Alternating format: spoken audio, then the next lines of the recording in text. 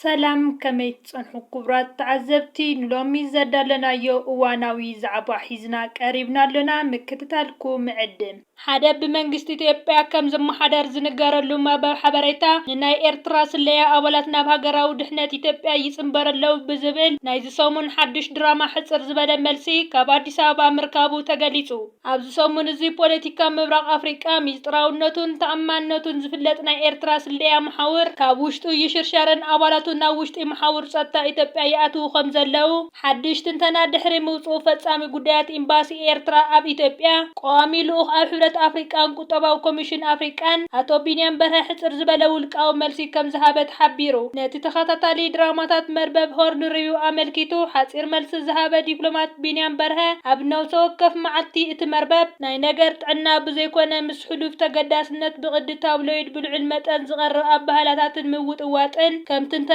ተመሲሉ ዝቐርብ ምፍርራሕ ብምባል እቲ መርበብ ንኤአይ ወይ ከዓ ሰብ ዝሰርሖ ብልሒ እናመሰለ ይኸይደሎ ክብል ናይቲ መርበብ ብልሒ ዘማእዝኖ ከም ዘለው ብዘረድእ መንገዲ ገሊጽዎ። ከምቲ ዲፕሎማት ቢንያም ዝገለጾ ካብቲ ትንተና ንዝመስል ግን ከዓ መልእኽቲ ንምምሕላፍ ዝተሓጸበ ዓንቀጽ ኣባላት ሃገራዊ ድሕነት ኤርትራ ኣባላቱ ናብ መሓውር ጸጥታ ኢትዮጵያ ምእታው ዝገልጽ ናይ ሓሶት ሓበሬታ ምርኩስ ብምግባር ኢትዮጵያ ነዚ ናይ ሓበሬታ ዓብላልነት ውሽጣዊ ምትእታው ዓቕሚ እኳ እንተወነነት ክሳብ ሕጂ ንፕረዚዳንት ኢሳያስ ካብ ስልጣን ንምእላይ ዝዓለመ ቀጥታዊ ስጉምቲ ተቆጢባ ኣላ ክብል ብምግላጽ ኢትዮጵያ ነዚ ስጉምቲ ዘይወሰደትሉ ምኽንያት ኣብቲ ዞባ ምቁጽጻር ዘይብሉ ቅልውላው ከይፍጠርን ቀጥታዊ ምትእታው ዘስዕቦ ጂኦፖለቲካዊ ወጻኢታት ስለዝሰግአትን እዩ ብምባል ኣገዳስነት ናይቲ ሓበሬታ ንእርከብ መርበብ ብዙሃን ንዝሓለወ ምዃኑ ተንተንቲ ይገልጹ። እዚ ከምዚ ኢሉ እንከሎ ደገፍቲ ሰልፊ ብልጽግና ኣብ ልዕሊ ኤርትራ ብዛዕባ ስርዓቶም ምምሕዳርን ጠባዊ ፖሊስታቱን ዝተፈላለዩ ማሕበራዊ መራኸቢታቱን ኣቢሉ ናይ ሓሶት ምድንጋርን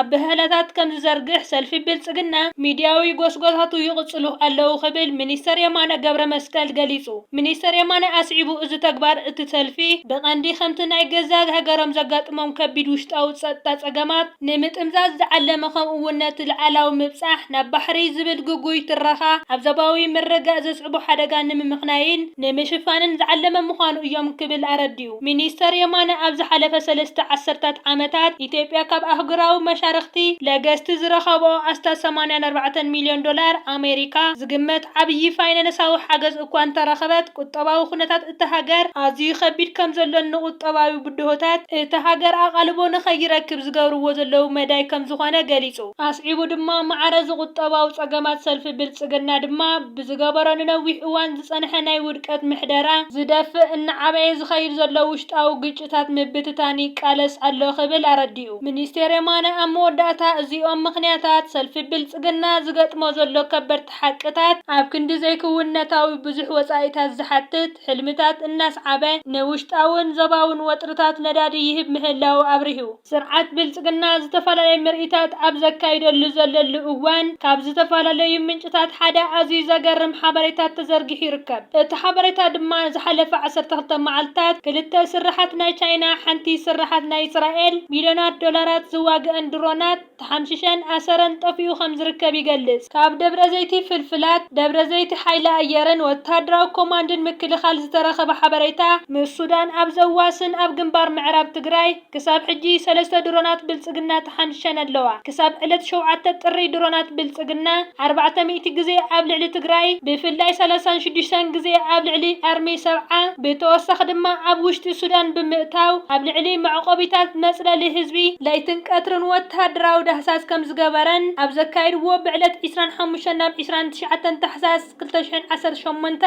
ዘውግሕ ብናይ ግእዝ ኣቆጻጽራ ዋንነተን ናይ ሕቡራት ኢማራት ዓረብን ብቻይናውያን ክኢላታት ዝተዋፈረ 2 ሊንግቶን ድሮናት ኣብ መንጎ ሑመራን በረከትን ከምኡውን ኣብ ደብረገነት ምስ ሙሉእ ዕጥቀን ከም ዝተሓምሸሻን እተን ድሮናት ምስ ወደቓ ሽዑ ንሽዑ መንግስቲ ኢትዮጵያ ናብቲ ከባቢ ገዚፍ ወታደራዊ ሓይሊ ብምውፋር ንስብርባራት ብምስጢር ናብ ደብረ ዘይቲ ኣግዒዙ። ብምንታይ ከም ዝወደቓ መርመራታት የካይድ ከም ዘሎን ኣብ ከይዲ ምርመራ እዘን 2 ድሮናት ብልጽግና ولين لعلي صريت زلوا سرح إسرائيل زخنت حنتي درون مسكالوت درونات نابت خواب بموفار صعوق تغطاتالي دحسات أكايدوم بشوعات تريخ تشحن 18 أقوات صراجئز أقامشت جن كلن مسؤوز نبرا ولوين درونات كم معرب تقراي وشت سودان ناب كبابيتات شيران مقالن كملاسا اتحانتي نبينا سرحات إسرائيل زنبرت ناي سيويلانس دوت كالأتوون سرحات RSF التحابابيرا زنبرت درون حالواتا يتأفق بدحريو أفتي موداتا زنبرت اللو كبابي دوب سودان معرب تقراين كم زتحامششت كفلات تخايلو شعون ما جنرالات بلتقنا زمرحو هليكوبترات زتحقزة ببزحي مخاين نابت حايلي زودقت اللو خبابي أوافيرو سبربارك اكب حاسو كبل حديرو كوينقنا اتادرون ملوء بملوء سلازة حمششت زرخبو سبربار كم زينبرا اتكاب دبرزيتي زترخب حبريتا الرقاقيتو أولا دغا ازن درونات بزملكات عبدن ببلتقنا انتحابورتون كإلات إماراتن چاينان سطو مستراوي مرمراتات زغاز ألخو خوونن كاللو كساب حجي شبوت مردأ تخرخبو ولا كوانت زي كالو عبكلتا قمتات تمغيلهم كم زلو كاوت تادراو كوماند مكل خالة هاجار زترخب حبريتا يقلس جنرال داقالو زتوقعه بقبسي وي بسعود عرب نتك على نمبر سودان كونا أرمي 7 اتعاقمية باللومن زبل قوام يسمعو خمزلو يقلس قدم كبل اب ايرتراب بشنخ بوري زودق درونات حويسكا ابز غربا زودق درونات بلتقنا 4 بسيحن يركبا دحرتي اب 3 تحساس تحمشت فريات اسرائيل زغنت درون بلتقنا مرمرن مصراين كابز قبر كابز حلفة سومن ناب تقراي بفلاينا معراب تقراي كونا كبابي سودان زقابرو زنبارة تخططالي دحسا درونات تطب مبال تمتا وفري دروناتو ناب كل الامحاران اوروبيان غيرو خمزالله ايام ازام فلفلات زحبرو إذا حبايتا دما أم محورا بمرحبتات بصفحو تزرقحي ركب إذا زفت أرزالو دما سرعات بلسقنا بجنرالات نفرتن أبزد على أرز 5 بسحة أبز زاربالو مرئيت أبز كايدالو المخانو سرعات أبي خندريناي مدنا قري مخانو مردو أي خبدن